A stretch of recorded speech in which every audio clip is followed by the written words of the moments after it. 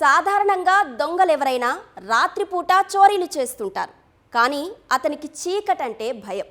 పైగా కళ్ళు కూడా సరిగ్గా కనిపించవు. దొంగలనగానే గోడలు దూకటం, ఎవరికీ పట్టుబడకుండా వేగంగా పరిగెత్తగలిగే నేర్పు ఉండాలి. కానీ అతని విరిగిన కాలులో రాడ్ ఉంది. అందుకే అలాంటి సాహసాలు చేయడు. అందుకే పగటిపూట మాత్రమే టార్గెట్ను ఎంచుకుంటాడు. మూడో కంటికి తెలియకుండా పని కానిచ్చేస్తాడు. అతను దొంగతనం చేసే స్టైల్, దానికోసం వేసే స్కెచ్ చూస్తే చోరీలు కూడా ఇంత పకడ్బందీగా చేస్తారా అన్న అనుమానం కలగక మానదు.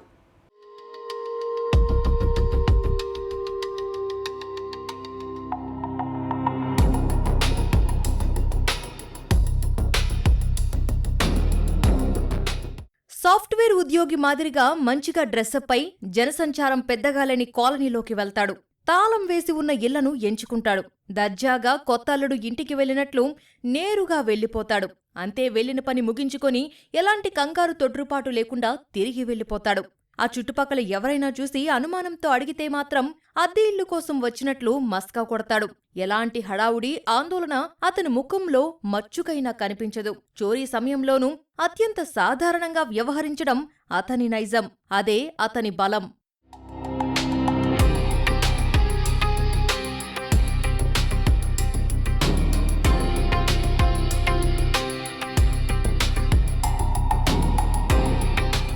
బెంగళూరుకు చెందిన సోహెల్ ఖాన్ చోరీలు చేయడంలో దిట్ట.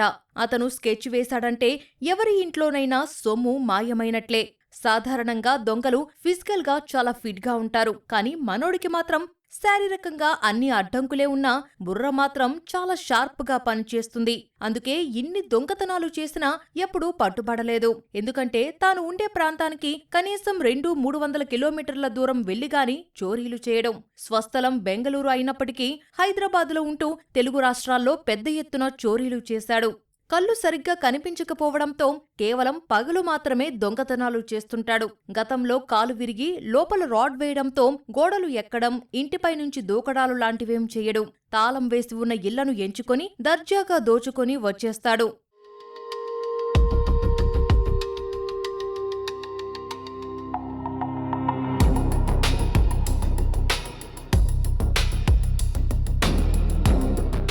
చోరీకి స్కెచ్ వేయడంలోనూ సోహెల్ది మాస్టర్ మైండ్. తాగిపడిపోయిన వాళ్ల దగ్గర నుంచి సెల్ ఫోన్ కొట్టేసి అందులో కొత్త సిమ్ వేస్తాడు. ఆ ఫోన్తోనే ఓఎల్ఎక్స్ లో బైక్ కొనుగోలు చేస్తాడు. చోరీలు చేయడం అయిపోయిన వెంటనే ఆ బైక్ ను అదే ఆన్లైన్లో అమ్మేస్తాడు. ఇలా తన ఆనవాళ్లు పోలీసులకు దొరకకుండా చాలా జాగ్రత్త పడుతుంటాడు. ఇతని అన్న కూడా పగటిపూట దొంగతనాలు చేస్తాడని పోలీసుల విచారణలో తేలింది. అదే ఇతనికి కూడా అలవాటైనట్లు భావిస్తున్నారు. చోరీల ద్వారా కొట్టేసిన డబ్బును విలాసాలకు ఖర్చు చేయడం, బెట్టింగ్లకు పాల్పడడం చేస్తుంటాడని పోలీసులు తెలిపారు. ఇతను డిఫరెంట్ స్టేట్స్ లో అఫెన్సెస్ చేస్తున్నాడు. మన ఏపీలో ఒక 8 కేసెస్, తెలంగాణలో ఒక 2 కేసెస్, తర్వాత పోతే కర్ణాటకలో ఒక 8 కేసెస్, అట్లా దరిదాపు ఒక 18 కేసెస్ దాకా మనకు ఇతను అడ్మిట్ అయినటువంటి కేసెస్. బాగా నోటోరియస్ అఫెండర్. మనం ఇతని గురించి కంటిన్యూస్గా ఎఫర్ట్స్ చేస్తుంటే మనకు క్రెడిబుల్ ఇన్ఫర్మేషన్ వచ్చా ఇతను మళ్ళీ టువర్డ్స్ ఒంగోలు వస్తున్నాడు, చేస్తున్నాడు అనే దాని మీద మనం దానికి సంబంధించి మన ఆఫీసర్స్ వాళ్ళ టీమ్స్ అన్నీ కూడా అలర్ట్ అయ్యి దాని మీద వర్క్ చేసిన దాని మీద ఆలాప్ సెంటర్ దగ్గర కస్టడీలో తీసుకోవడం జరిగింది. అట్లాగే వెహికల్ కూడా చూస్తే మనకు దాంట్లో గోల్డ్ ఇవన్నీ కూడా మనము రికవర్ చేయడం జరిగింది. నిజానికి ఇతను చాలా డిస్ట్రిక్ట్స్లో అఫెన్సెస్ చేస్తున్నాడు. ఇప్పుడు నూజివీడ్లో అఫెన్స్ చేస్తున్నాడు, వెనుకొండలో అఫెన్స్ చేస్తున్నాడు, నర్సాపేటలో అఫెన్స్ చేస్తున్నాడు. అన్ని పెద్ద పెద్ద అఫెన్సెస్. సో అన్ని జిల్లాల ఆఫీసర్స్ అందరూ కూడా వీళ్ళ కోసం ఎఫర్ట్స్ చేస్తున్నారు. బట్ మన వాళ్ళు చాలా బాగా ఫోకస్డ్గా చేయటం వల్ల ఈ అఫెండర్ని పట్టుకోగలిగాము. అంటే ప్రాపర్టీ అఫెన్సెస్ జరిగినప్పుడు ప్రాపర్టీ అఫెన్సెస్లో ఉన్న అఫెండర్స్ని పట్టుకున్నప్పుడే పోలీస్ యొక్క కాంపిటెన్సీ కానీ మాకు కూడా ఒక చాలా సాటిస్ఫాక్షన్. ఎందుకంటే పబ్లిక్ వాళ్ళు ఎంతో కష్టపడి సంపాదించుకున్న కూడబెట్టుకున్న డబ్బు, ఆ బంగారాన్ని పోయినప్పుడు మళ్ళీ మేము వాళ్ళకి తిరిగి ఇవ్వగలిగినప్పుడు నిజంగా అది చాలా సంతోషాన్ని ఇస్తుంది. ఊరు మారినప్పుడల్లా పేరు మార్చుకుంటూ తన ఉనికి బయటపడకుండా సోహెల్ చాలా జాగ్రత్త పడేవాడు. అయితే ఇటీవల ఒంగోలులో ఒకే రోజు 2 ఇళ్లల్లో భారీ చోరీకి పాల్పడ్డాడు.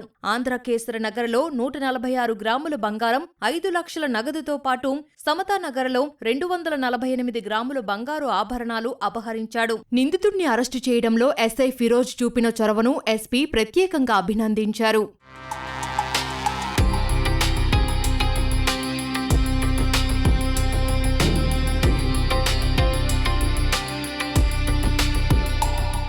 నిందితుడి నుంచి ₹1 కోటి పైగా విలువైన బంగారం, 15 లక్షల నగదు, 18 లక్షల విలువైన కారును పోలీసులు స్వాధీనం చేసుకున్నారు.